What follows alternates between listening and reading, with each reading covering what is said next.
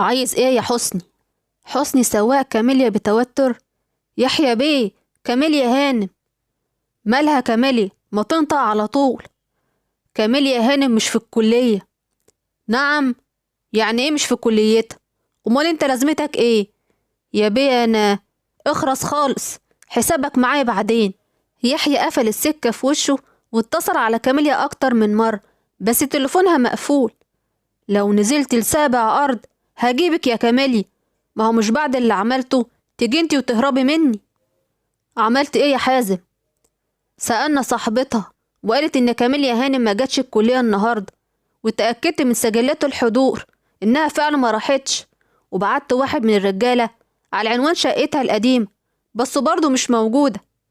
اقلب الدنيا عليها، ما تكلمنيش غير لما تلاقيها. امرك يا باشا. قفل يحيى مع حازم وضرب ايديه في تركسوين العربية بغضب. بقى بتهربي مني انا؟ ماشي يا بنت سمية، ورحمة امي ما هرحمك. وبعد 5 دقايق تليفون يحيى رن، لقاه كاميليا. داس على الفرامل بسرعة، وقف العربية ورد عليها. انت فين يا هانم؟ وقافلة الزفت اللي معاكي ده ليه؟ ايه؟ رحتي فين من غير ما تقوليلي؟ هتفضلي ساكتة كتير؟ ما تردي. طب هرد ازاي وانت مش مديني فرصة اتكلم؟ كاميليا انطقي، انت فين؟ انا في العزبة. بتعملي ايه هناك؟ تعالى وانت تعرف. وقفلت التليفون من غير ما تسمع رد. ماشي، لما نشوف اخرتها معاك يا بنت سمية. واتصل على حازم. ايوه يا حازم، وقفوا البحث، انا خلاص لقيتها. وبعد ساعتين في المنصورة دخل يحيى الفيلا، بس استغرب لما لقى الباب مفتوح، وكمان مفيش حد من الخدم موجود غير البواب، وبيدور بعينيها على كاميليا في المكان. كاميليا، انت فين يا كاميليا؟ وفجأة لقى طرحة بتلف حوالين عينيه. اثبت بقى علشان اعرف اربطها. ايه يا كاميليا شغل العيال ده؟ شغل عيال؟ وعلى اساس لما انت عملتها كان شغل كبار؟ ماشي يا عم يحيى، مقبولة منك، امشي معايا بقى. كاميليا اخدته من ايديه وطلعوا السلم لحد ما وصلوا الفرندا. ما تخلصي بقى يا كاميليا، انا زهقت من البتاعة دي. خلاص اهو وصلنا. كاميليا سابت ايديه وبعدت عنه، ويحيى اول لما بعدت شال الطرحة من على عينيه، بص لقى نفسه في الفرندا، وقدامه لوحة محطوطة على الحامل بتاعها ومرسومة فيها صورته بطريقة محترفة جدا، وحواليها على الأرض شموع وورد. وفجأة سمع صوتها من وراه، بصلها لقاها جاية ولابسة فستان نبيتي، وشعرها مفروض على كتفها، وحاطة ميك اب رقيق جدا، وعينيها اللي بتلمع، وابتسامتها الجميلة اللي منورة وشها. كاميليا وهي بتقرب منه وفي ايديها التورته وبتغني هابي بيرثي داي. يحيى اول لما شافها كده وقف زي المسحور من جمالها، وعينيه ما نزلتش من عليها ولا ثانية. نظرة عينيها وضحكتها وملامحها وجمالها، كل حاجة فيها بتخليه ضعيف ومش مركز ومسحور بيها طول الوقت. عقله بيكون في غيبوبة، وقلبه كمان فاق من سحرها أول لما لمست إيديه. أكيد مستغرب، عرفت إزاي؟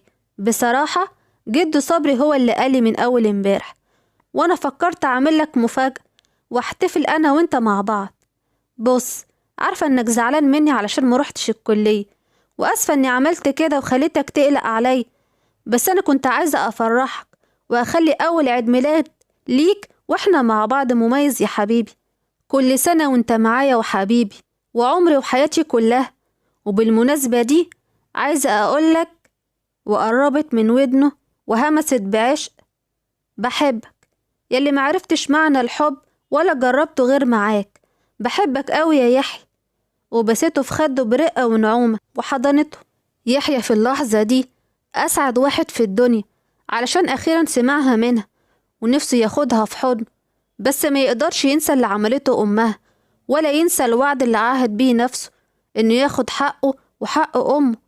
لسه نار الانتقام بتولع في قلبه، مش هتهدى غير لما يكسرها وينتقم منها. وغمض عينيه وقفل على ايديه بقوة وغضب من نفسه، وبيمنع نفسه انه يضعف قصادها تاني.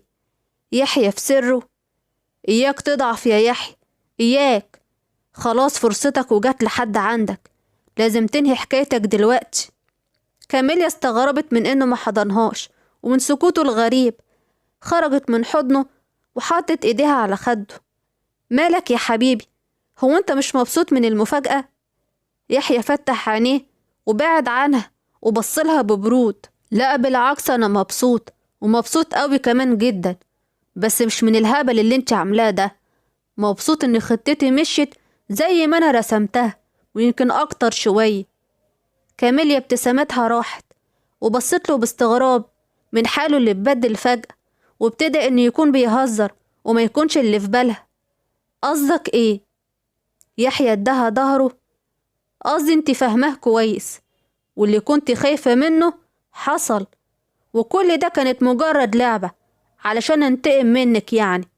كل اللي عشناه مع بعض الفترة اللي فاتت ومشاعري ناحيتك وكلامي ليكي وطلبي فرصة تانية لجوازنا، كل دول كانوا كدب في كدب، وانتي زي الغبية صدقت اني بحبك. وبقيتي تلبسي وتتدلعي زي البنات علشان تعجبيني. هبلة، انتي لو مهما عملتي هتفضلي في نظري حتة جرسونة معفنة ما استنضفهاش اخليها تمسح عربيتي، مش احبها واخليها مراتي بجد. انا مش بكره حد في حياتي قدك يا بنت سمية. كاميليا مصدومة من كل كلمة قالها. اللي قدامها مش يحيى حبيبها، مستحيل يكون هو. بعد ما كان راحتها يبقى وجعها. ما فكرش ان يحيى عدوها اللي قلب حياتها من ساعة ما دخلها ممكن يرجع تاني بقسوته وكلام اللي بيوك وبيوجع قلبها. بس ما ضعفتش قدامه، ما بينتش ان كلامه أثر فيها، وربعت ايديها على صدرها وبصت له بجمود. وايه السبب اللي مخليك كارهني قوي كده وعايز تنتقم مني يا ابن النميري؟ يحيى لفلها ووقف قدامها وبصلها بكره وحقد. سمية أمك هي السبب، هي اللي دمرت حياتي وعايشتني يتيم طول عمري. أمك خانت ثقة أمي فيها وسرقت جوزها ووقعته في غرامها وخلته يهرب معاها. خربت بيتنا وحرمتني من أبويا وكسرت قلب أمي اللي كانت كل يوم بتنام ودمعتها على خدها. كنت بشوف أمي بتموت بالبطيء قدام عيني وأنا مش عارف أعمل لها حاجة، لحد ما ماتت بحسرتها على نفسها وعلى جوزها وصاحبتها اللي خانوها. ومن ساعتها حلفت إني لازم أخد حق أمي من أمك، بس هي كان حظها حلو وربنا أخدها قبل ما أقدر أوصل لها وأعيشها أضعاف اللي أمي عاشته. بس شفتي بقى، بعد 8 سنين من موت أمك أقابلك وأعرف إنك بنتها. بس عارفة، لولا اللي انت عملتيه معايا لما شفتك أول مرة كنت ممكن أسامحك وما خدكيش بسبب أمك. ومسك إيديها وضغط عليها بقوة. انت عملتي اللي مفيش حد قدر يعمله، ومديتي إيديكي عليا وخليتي حسابك معايا الدبل يا بنت سمية. وانت بقى عرفت ازاي ان بنت سمية ايه؟ بتشم على ظهر ايدك ولا مخاوي؟ من بطاقتك اللي وقعت منك. افتكرت ان هكسرك وازلك لما تعيشي خدامة ليا، بس معرفتش ازلك. كل ما اعمل حاجة علشان ازلك واكسر مناخيرك اللي مش عارف رفعها للسما على ايه، بس كل مرة الاقيكي اقوى واعند من الاول. علشان كده فكرت تكسرني وتكسر قلبي بتمثيلية الحب بتاعتك، مش كده؟ لا بجد عبقري. وفجأة كاميليا بدأت تضحك بطريقة هستيريا، ويحيى مستغرب من رد فعلها. دايما بتفاجئه بردود أفعالها. انتي بتضحكي على ايه؟ ما كنتش أعرف اني شاطرة قوي في التمثيل. قصدك ايه؟ كاميليا بعدت ايديها عنها بقرف وابتسمت باستفزاز. قصدي اني مش غبية قوي كده علشان اصدق لعبة رخيصة ما يعملهاش غير واحد رخيص زيك وضعيف. اخرسي. يحيى ضربها بالقلم على وشها. كاميليا حطت ايديها على خدها وابتسمت بسخرية. معلش، انا عذراك، اكيد هتموت بغيظك بسبب خسارتك قدامي ومقهورة على خطتك العظيمة اللي فشلت. ايه، كنت فاكرني هحبك؟ لا وكمان هتقدر تكسر لي قلبي؟ يبقى انت لسه ما تعرفنيش يا ابن النميري. اي واحدة مكاني بمجرد ما تعمل عليها تمثيليتك دي هتصدقك، انما انا لا. عشان أنا فهمك صح، وحسيت من أول لحظة إنك ناويلي على مصيبة. علشان كده لعبت معاك بنفس طريقتك، عشت الدور معاك لحد ما أعرف آخرك إيه، وليه أنت بتكرهني كده. وادينا أهو عرفت كل اللي عملته معايا ده ليه، علشان تنتقم مني من أمي فيا، أمي اللي عمري في حياتي ما شفتها، أمي اللي سابتني لعمتي وأنا لسه ما كملتش سنتين، أمي اللي طول السنين دي معرفش هي سابتني ليه، ولا إذا كانت عايشة ولا ماتت. بس أنت أهو عرفتني دلوقتي هي سابتني ليه، علشان راجل تاني وعلشان فلوسه. أنا ما اتشرفش إن واحدة زي دي تكون أمي. أنا أمي هي عمتي سامية الله يرحمها وبس. وشكرا على كل حاجة يا يحيى، شكرا إنك علمتني أكبر درس في حياتي. كاميليا أول لما لفت وشها ناحية الباب ما قدرتش تمسك نفسها، ونزلت دمع من عينيها غصب عنها. ما قدرتش تفضل واقفة أكتر من كده في مكان هو فيه، بقت كارهة أي حتة هو فيها، وبالذات المكان ده. وخرجت كاميليا من الفراندا ومن الفيلا كلها وهي بتجري بسرعة. يحيى بعد ما كاميليا مشيت بص حواليه على كل حاجة عملتها علشان إيه؟ كنت فاكرها هتعيط أو تنزل دمع قدامك؟